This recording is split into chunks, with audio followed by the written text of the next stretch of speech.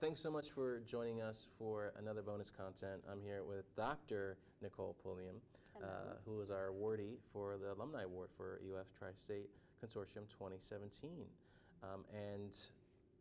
Before we jump in on what it's like to get to the award, how you felt, all that, I want to have people get to know you a little bit more about, your career, your path, and what it's like to be recognized for such a great honor. Well, I'm currently a faculty member. I'm a professor at Monmouth University. I've been there now for 3 years, and I teach at the graduate level. I teach and train future school counselors and future student affairs college counselors. Prior to that, I was in student affairs for about 11 or 12 years. Out of those 11 or 12 years, I served as an EOF advisor at SUNY New Paltz and at Ramapo College of New Jersey.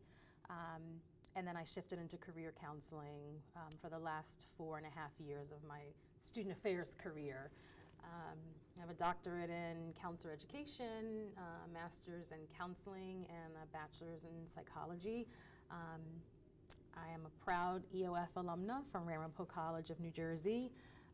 And although I'm not in that role anymore, I continue to dedicate my career to historically underrepresented college and college-bound students by way of my teaching and my research. Awesome. So you obviously, did really well in your career at every stage. What was it like kind of like getting support from the Opportunity Program families from New York and New Jersey? Tell us a little more about how that was like and how important that was. That was the most important thing for me. I had always been a hard worker, but for me, I know that what has gotten me to this point has been the support of other people. It was people believing in me at every stage of my life when I didn't necessarily believe in myself or had no context to understand where I was going. I was the first in my family to, in my immediate family, to graduate high school in my house and then to go on to college. So I had no context. So I needed people and support to basically show me the way. I am proud and I have gotten to a point in my career where I can honestly say I would not have gotten into college if it wasn't for an EOF program. I was a good student, but my standardized test scores that I needed, they were horrible because I was underprepared. So if it wasn't for an EOF program, I certainly would not have gone on to earn a master's and a doctoral degree. So I credit much of my success to the support of other people at every step of my career, including now. Still, connecting with mentors who are at the next stage of where I'd like to go. For me, I'm on the tenure track, so I am midpoint on the tenure track, trying to teach, research, service, run other programs. I'm the program director for our prep program as well, so that's a heavy administrative role for me. And I'm also a mom of a 2-year-old, so it's a huge balancing act. So yeah, I'm a hard worker. I'm not taking that away from myself, but at every stage in my life, really, it has been someone saying, you can do this. Yeah. And that still continues to happen. Yeah, I think people don't realize, especially when it comes to the Tri-State Consortium, opportunity programs at the respective state, you got to stick around. You got to stay connected because your career evolves. Yep. And you got to be prepared for every stage of that evolution. Absolutely. For someone, you're fresh, you just got the PhD. We were speaking before we started rolling, but what was that transition like, coming from a student to defending your dissertation, doing the research, and then now you're published? What was that like? Surreal. I say to everyone who is currently in a doc program or thinking about pursuing it, it's one of those, you continue to work and you're so exhausted, and then you finally get to the end, and then it's like, wait, am I really done? Because you've been working so hard at it. I never forget, I defended in December of 2013, successfully passed my defense, but there's always revisions to be made. That's what people don't realize, too. You were never just, eventually you're done, but even once you're doctor and they say congratulations, there's revisions. For me, it was minor, but I didn't officially graduate until May of 2014 because there was no January commencement. And people think I'm joking, but I really felt like the graduate school was going to call me and say, we're just kidding, you're not really done, because it was just so surreal for me to say, wait a minute, I really did this. I was working full-time, and I was a part-time doctoral student. I did not have my daughter yet, so it was easier for me to balance a little bit better. But I was in denial that I was actually done until commencement came, and I was hooded, and it just felt real. Wow. I was working in student affairs, but I knew I wanted to shift into full-time faculty. I had been adjuncting for years, and I learned to love research, and I loved teaching. So I was on the job market, although if I didn't land anything, I still had a full-time job.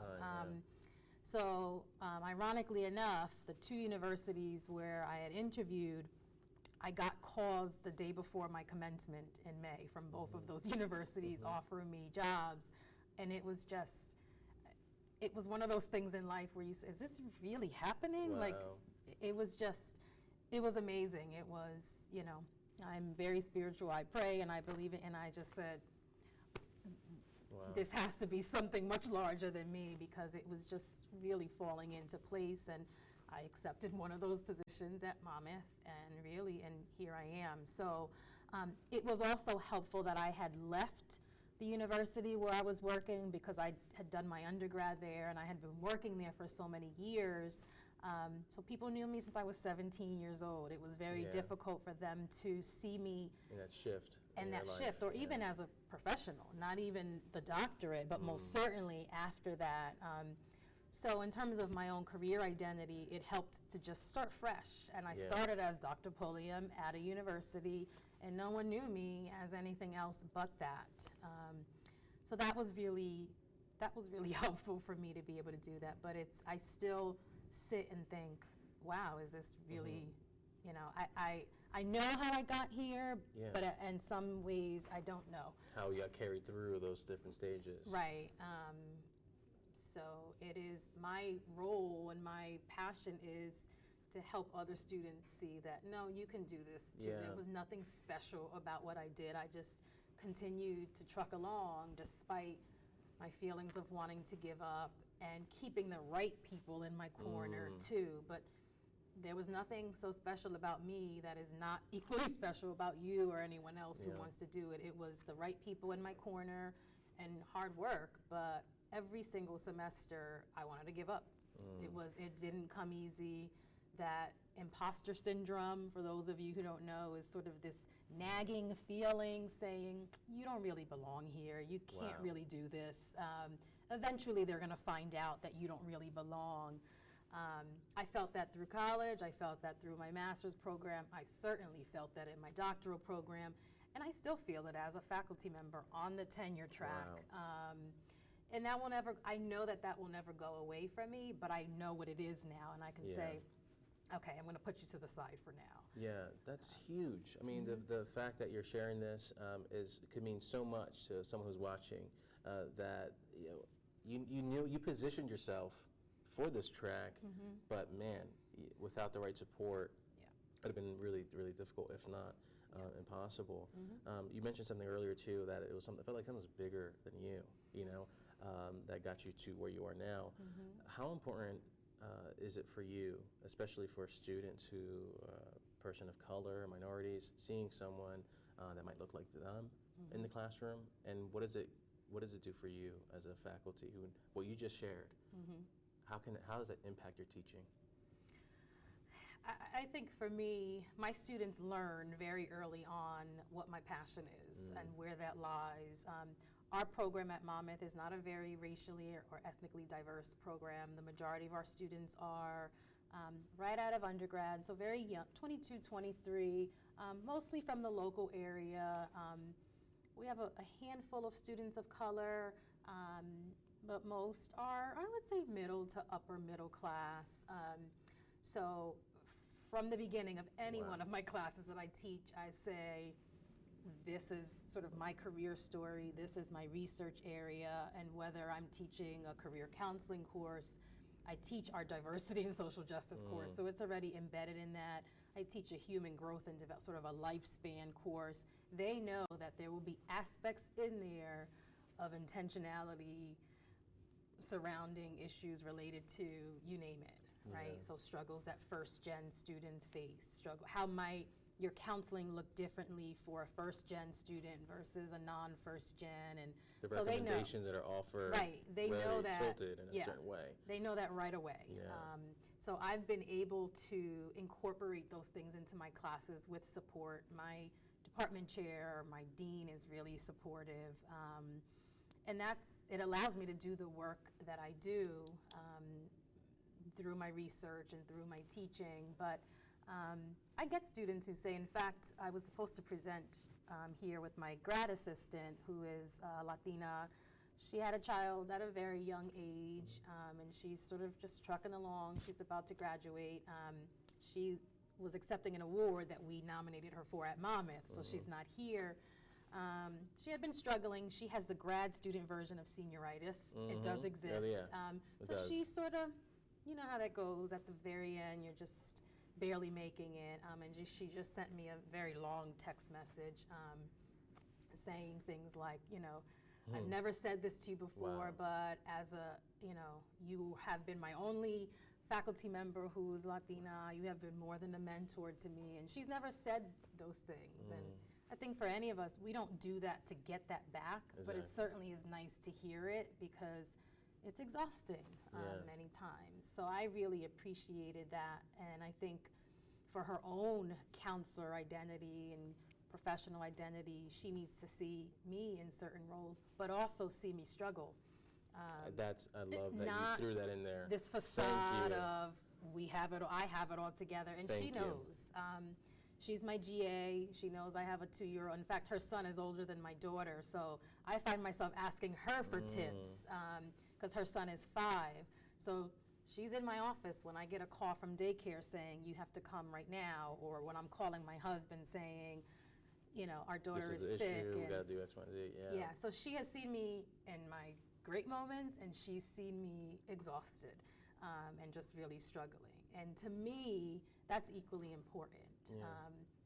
When we see everyone else accept their awards today, you see our nice little bios, and you hear about all of our great things that we've done. But deep down, underneath all of that, has been all of the struggles that it has taken to get there. And I am always transparent about, I've done these things, but I've also had the doubts, and I've also made mistakes. Students need to hear those things because they put us on pedestals and think, well, I can't do it how you do it because you do it so perfectly. You got no, something I that don't. I don't. Yeah. Yeah, no, I don't. And I think for a while I struggled with that as a woman. Did you feel pressure to be that way at some level? Internalized pressure. No one said that I had to be this person to keep it all together. I put that pressure on myself until it started to impact me emotionally, physiologically, where, again, I'm a counselor, and I'm very in tune with what's going on emotionally and everything else. My body tells me when I'm reaching a point where I'm overwhelmed and trying to put up a facade or just, so I keep myself in check and say, you gotta just, whether that's me communicating with my department chair that, look, I can't do all of this and do it well.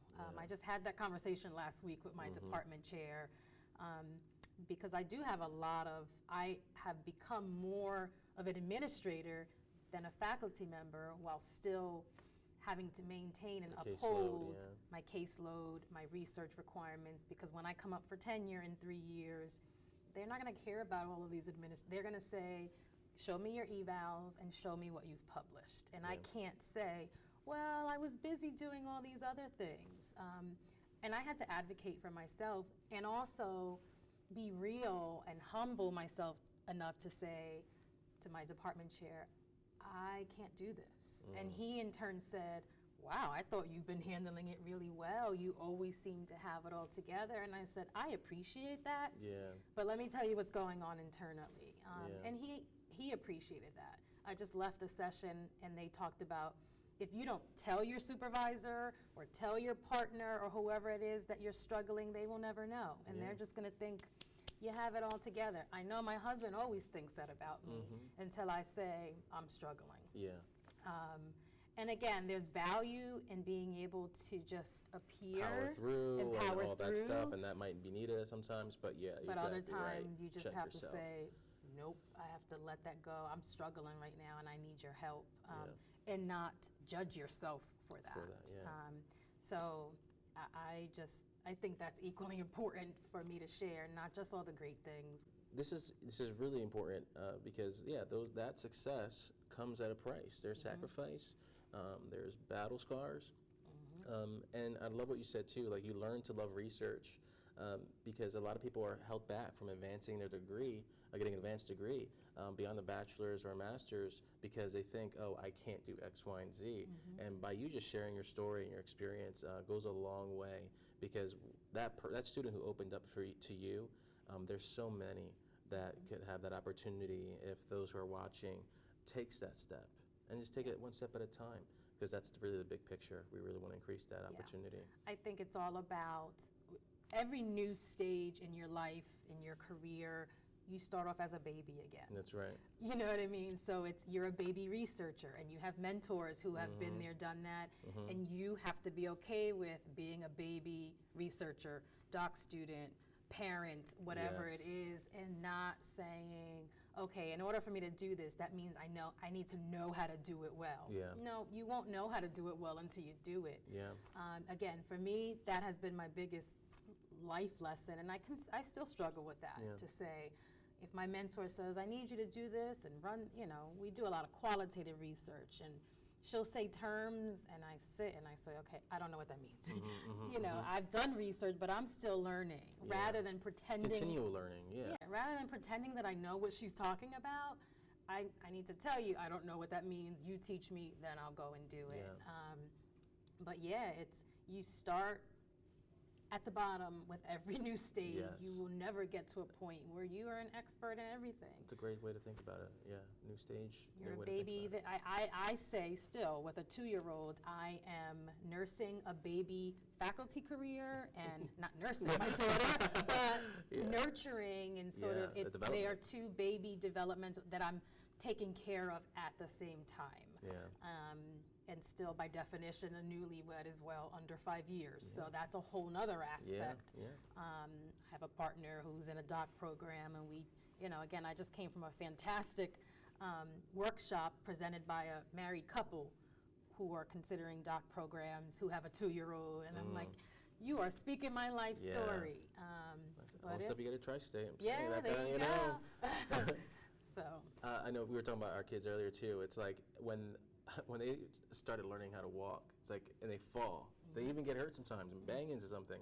We don't just stop and say, listen, just this walking thing, it's not for you. Right, exactly. Just take a seat, crawl everywhere. And kids don't. They get right back up. And so I think that's really important to really use that analogy because, it's bigger than us. I mean, do you feel like you're at tables of discussion where decisions are made that normally you wouldn't have as much influence, or even you might not even be at the table at all as a result of your advanced learning? Has that been the case for you? Sort of. It's different on the faculty side of things, where, obviously it's I report to my department chair, who reports to our dean, who reports to the provost. So there's a chain of command in academia as well. But I think I'm at the table enough. Yes. There are certain things that I don't want to be at the table for Yeah. at this stage in my pre-tenure career. Some of the things that have happened to me as starting off has been, I think, while I know that people value my opinion in my work, I know that I have also been asked to serve on committees because I was the fresh face at Monmouth, and I was also one of the very few people of color. So I was honored to be at the tables, but then I had to take a step back from some tables because it was... It could be a trap, you got the doctorate, you can rock and roll these committees and right. positions, but So I think I've been able to be at the right tables. I think it's all about, when I was a career counselor, I would tell my juniors and seniors, at this stage in your career, everything is strategic. You don't just do stuff just to do it. There are certain things when your director asks you to do them, you just have to. You're voluntold. But when you have control over it, you need to be able to say, I don't think, and there's ways to do it. I don't think I'm the right person, but let me recommend someone else. Or not right now, perhaps consider me. I'm learning how to do that and be okay with not being at all of the tables, but the right tables for me and my position and what's most meaningful to me, if that makes absolute sense. Well, thank you so much for sharing. I mean, there's so much gems that those who are watching can, take notes from, implement, because these things are tools. You pick these things up in your path of success, and so if you can learn it, we all can learn it, and I appreciate your vulnerability, and here's to more success. Yeah. Thanks so much, Dr. Thank Nicole. you. Thank you for having me.